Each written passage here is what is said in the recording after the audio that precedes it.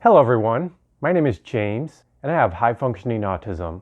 Some people call it Asperger's or level 1 ASD. If you are new to this channel, I make videos about autism as well as videos on how to cope with anxiety, being a happier person, and reaching to your fullest potential. If you are interested in these kind of topics, please subscribe. I've posted many videos about various challenges and ways people on the autism spectrum can cope. Everyone has challenges they would like to overcome. I've achieved a lot of things in my life through hard work and determination, and I'm really happy about it. However, I also look back and realize there was a lot of things where I did put a lot of time, effort, and energy in, but realized later it was a complete waste of time. Let me tell you from first-hand experience that when you think something is really important and you put in all your effort, invest all your time, heart, and soul into it, and then realize later that it didn't benefit you, and realize you put all that energy and you could have put all that energy into something different, it's a really crappy feeling. Well, in this video, I am going to tell you things I've learned that was a waste of time and energy for me, so you don't have to bother doing it. Okay, well, let's get started.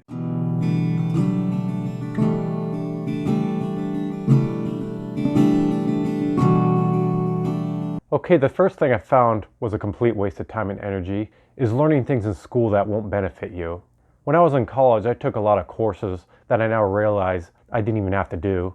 When I went into engineering school to learn about something cool like electricity, I had to work my ass off learning things like humanities, social science, American literature, and history. I'm not saying some of you might find these courses interesting and many of you could benefit from learning them. However, for a person who wanted to be an electrical engineer and design power lines, and one who has already struggled with learning classes like chemistry, physics, calculus 1 and 2, that was definitely uneventful. This is coming from a person that learning different things and being more knowledgeable. However, topping off a bunch of classes unrelated to the course load that is already hard, while I'm just making me learn nothing at all. I struggle with ADHD, executive functioning, and the extra workload just made it harder. Honestly, I don't remember a thing from those classes.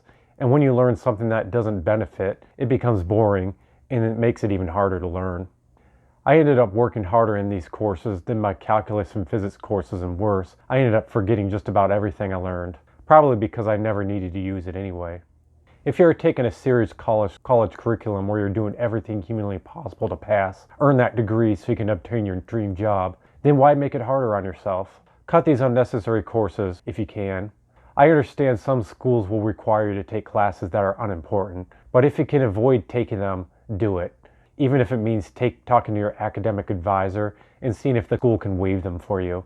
If you have to take classes that are boring, try not to take too many so you won't rush to get it over with. If you end up having to drop a class and take it over again, this can be a waste of time and energy. This leads me to another important point to save time and energy at school. If you are thinking about attending college and trying to decide what your major is, make sure you pick the right major. Be 100% confident that is an industry you want to get into as a career, and if this type of major will actually guarantee work when you graduate. Many people have pursued majors that doesn't guarantee work, such as it being a tough competitive industry or an industry that is not lucrative as it was a decade ago. When I attended engineering school, I eventually dropped out and had $60,000 in student loan debt. When I earned my digital media degree and radio, television, broadcasting degree, I never was able to find a job in spite of my good artistic, graphic, and camera skills because I only found out after I graduated that it was a very competitive industry. The last thing you want to do is look back and feel like you've wasted a lot of time pursuing an entire major when you could have done something different. Another thing I learned that was a complete waste of energy, using your free time to do mind exercises to improve your autistic struggles.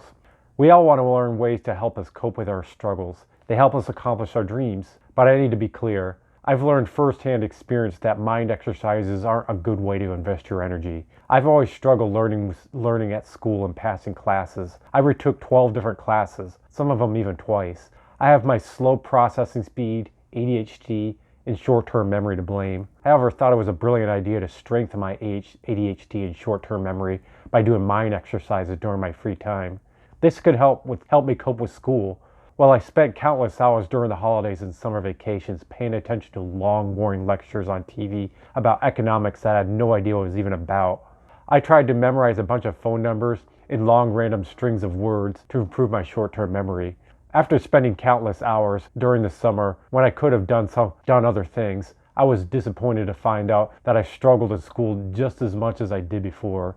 Even after several decades of really exercising my mind with short-term memory at work, I still find it a struggle. So there might be times as a person who might struggle with ADHD as well as short-term memory that maybe doing exercises like this won't help. Well, it did not help me, and I do not recommend it. There are better ways to deal with ADHD and short-term memory, like learning coping skills such as asking for help, using a recorder to record lectures in class, having someone help you write notes, manage stress, getting good rest, having a good space to study, and even getting prescribed medication if you need it. Some more things I've learned that was a complete waste of time and energy falls into the category of socialization and making friends. Making friends and socializing is very important. However, it's even more important to choose the right friends, or else it will be a complete waste of time and energy.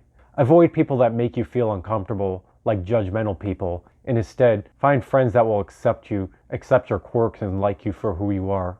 If they like the person behind the mask, then make those people yours. I especially want to caution you about being around people that are narcissistic. Narcissistic people chronically self-absorb people that don't care about others but their own agenda and self-gratification. This means they will do anything to try to manipulate, gaslight, make you feel ashamed, and lower your overall self-confidence in order to get them to get what they want. I've been around many narcissists in my life, and it was damaging to me. It was enlightening to finally learn about who they are, and it was healing. It is important to learn to detect narcissists and their behavior so you can avoid them. There's a lot of information about them in many books and videos on YouTube. There is an excellent YouTube channel that I recommend called Surviving Narcissism by Dr. Les Carter, who has an excellent, thorough, easy to follow videos about it. I will post a link on my channel in the video description. Of course, I can't leave dating out of this do not waste your time and energy video. This is also an important one because it's easy for anyone, not just neurodiverse people, to get caught up with someone they like, spend a ton of time with them, just to find out they never liked them back. I met a lot of women who did like me, but I remember meeting some women I thought fate literally shined over a mountain to get to. Then I would spend over a year or multiple dates hoping that they would start falling in love with me, only to find out I remained friend-zoned. However, when I think back, I chuckled. If you think a person is meant to be but doesn't like you back, don't be tempted to keep trying to give that person a chance. You are better off finding a meant-to-be lady or guy by using that time looking for someone else. They say there's plenty of fish in the sea, but at least with people, you don't have to swim underwater to see them. You just have to go to a town or city. Another thing I learned that can be a complete waster of time and energy is the type of job you work at. It is normal to have minimum wage jobs, so don't feel ashamed. Since the 2008 housing crisis and now the pandemic, it is common for many millennials like me to have gaps in their employment. Perhaps you are trying to figure out what kind of college major you want to pursue before starting college. Or maybe you graduated from college but need to work on a temporary job before you find a better job in your field. Many of us today have to work minimum wage jobs for a while, and that's okay. However, if you're working minimum wage jobs, choose the right jobs that are the least stressful and the ones that give you the most downtime. Can you handle a job with high sensory stimulus, multitasking, demand on social skills, and stress without feeling overwhelmed and burned out over time? I know I sure can't.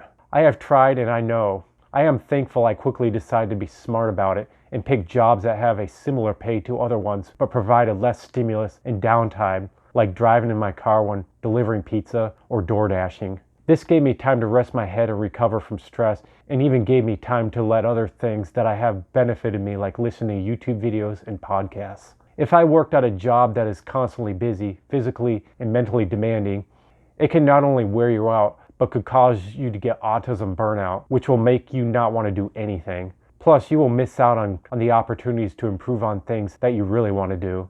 Understand there is a lot of jobs that are easier for people with autism. I have provided some links with a list in the description. If you pick jobs that you know will fit you better in regards to your deficits, even if it means having to make a slight less amount of money, you will thank yourself in the end.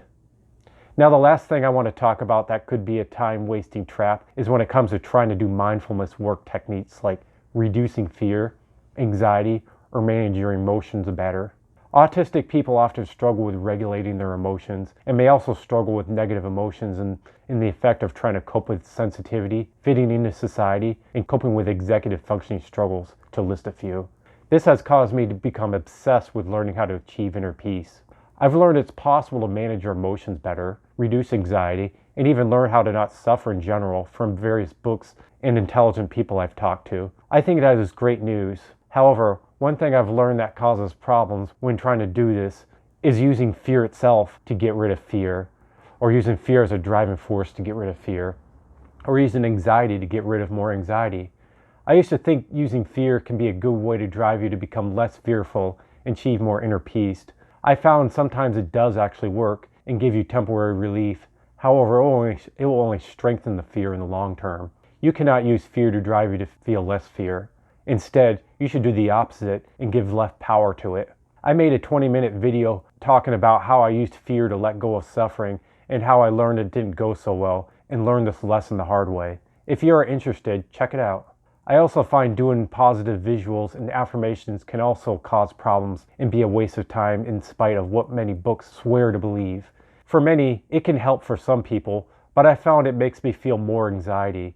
I feel like putting all the time and effort to imagine a bunch of positive visuals and read off a bunch of positive sayings almost acts like an act of hope that the opposite won't happen and make my anxiety worse. I find the best way to let go of anxiety is accepting where I am and what everything is now and enjoy the now moment. These are all things I have done in which I thought could have a really good payoff that would make putting a bunch of work, effort, and time to be made worth it. But I found out later they were actually a waste of time. If you ever thought about doing such things, I hope you may have found this video helpful and save you a lot of trouble. Have you spent a lot of time doing something to find out it was a waste of time? Are there any experiences that you want to share and suggest others to try to avoid? Please let us know in the comments below. If you have any other questions or ideas about future topics, please share them in the comments below. Well, I hope you found this video helpful. Please stay healthy, safe, informed, embrace your obsessions, and most importantly, love yourself. Thank you for watching and have a wonderful day.